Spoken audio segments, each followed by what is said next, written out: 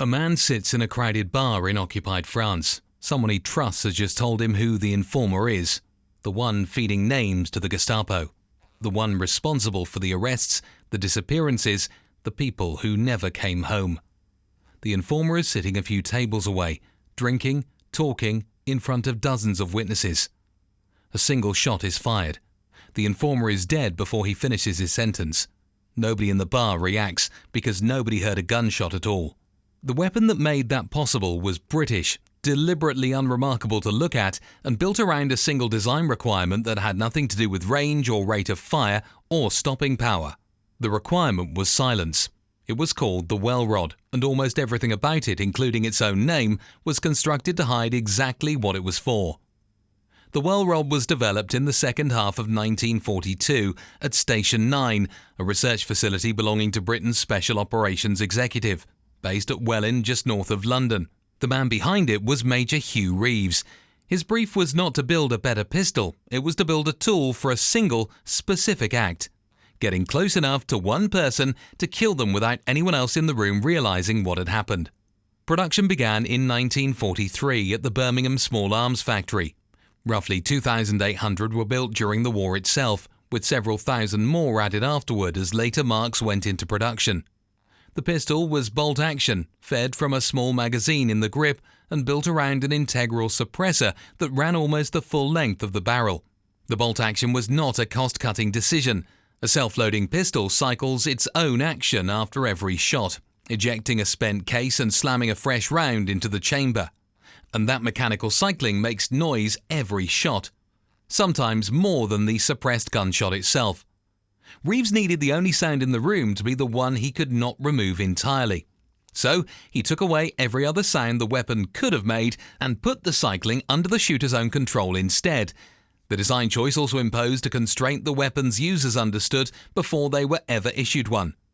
The Welrod's effective range was approximately 8 meters. That is barely the width of a standard room. It is required the shooter be close enough to see the target's face clearly, close enough that hesitation was not an option. The weapon was not built for distance. It was built for certainty. It had no visible pistol grip in the conventional sense either, because a pistol grip is recognizable at a glance, and recognizable was the one thing this weapon could not afford to be. Resistance fighters who carried it sometimes called it the bicycle pump, because with the magazine removed, that is roughly what it looked like in your hand. Even its official paperwork was a piece of camouflage. The Welrod's formal British designation was the Hand-Firing Device Mark I, a name with no menace in it whatsoever, filed in a system built to ensure that anyone reading the inventory without context would learn nothing. The nickname itself was no more honest. Welrod, well from Welwyn, rod from the slang resistance contracts used for a gun. Two harmless syllables deliberately stitched together so the name itself gave nothing away. In the summer of 1943, the weapon was put forward for something far larger than individual assassinations carried out by isolated resistance cells. A plan existed to airdrop Welrods into occupied Europe in quantity, aimed at a coordinated, continent-wide campaign against SS and Gestapo officers, all within a single compressed window of time. The plan did not go ahead as conceived. In May and June of that same year, the assassination of the SS officer Reinhard Heydrich in Prague by Czech resistance fighters had already shown the Reich's appetite for retaliation. Roughly 13,000 civilians were arrested, an estimated 5,000 were killed, and the villages of Lidice and Lezaky were wiped from the map in reprisal for one man's death. Against that backdrop, a deliberate simultaneous wave of assassinations across the continent risked reprisals on a scale that made the operation politically unworkable. The mass campaign was shelved. The individual weapon was not. It kept being issued, kept being carried, kept being used exactly as designed, one target and one room at a time, just without the single dramatic month of coordinated killing that had once been planned around it. The Welrod earned its reputation honestly. Tested sound measurements put it at around 73 decibels when fired, extraordinarily quiet for a firearm, quieter even than the American high-standard pistol used by the OSS, which measured significantly louder by comparison. It would be too simple to call it the quietest gun ever built, because that claim depends entirely on which suppressed weapon you are comparing it against and how you measure it.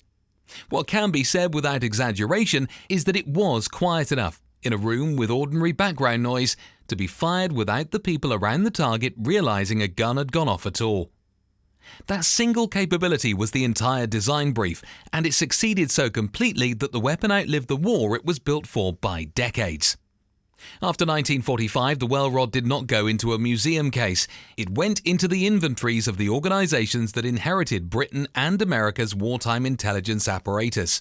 It remained available to the CIA and the United States Army Special Forces for years afterward, listed quietly among the equipment available for what the paperwork called special missions, the same kind of deliberately bland phrasing the weapon itself had been born under. It surfaced again during the Korean War, used by the CIA. Then it surfaced once more, a full generation after Major Reeves had designed it at Welwyn in Vietnam. American Studies and Observations Group personnel, Green Berets and Navy SEALs, carried it on operations that ranged from Phoenix program actions against suspected Viet Cong infrastructure to far less dramatic tasks, silencing a sentry, a guard dog, even the geese that some outposts kept, precisely because their honking gave warnings of intruders the way no human guard reliably could. The suppressor itself was not built to last indefinitely. The rubber wipes inside the integral silencer absorbed most of the sound, but degraded with use, their effectiveness dropping sharply after a handful of shots. That was not considered a flaw. It was a design acknowledgement of what the weapon actually was. Not a fighting tool for sustained contact, but a single engaged instrument. Once used at the right moment, at the right distance, and then either reloaded with fresh wipes or put away. A pistol built in wartime Britain to remove one specific category of problem, quietly, at close range, was still doing exactly that job in the jungles of Southeast Asia more than 25 years later, for an entirely different country against an entirely different enemy, under the same operating principle it had been designed around from the start. None of the men carrying it in Vietnam had any reason to think about Station 9 or Major Reeves, or the cancelled 1943 plan that had once tried to turn this exact weapon into an instrument of continental policy. To them it was simply reliable, quiet, and already proven, a piece of equipment with no visible history attached to it, which was, in its own way, the point the weapon had been built around from day one. A tool designed to leave no trace in the room where it was used, and also, almost as a side effect, left remarkably little trace of its own continuous, decades-long service record in the wider public memory of the wars it passed through.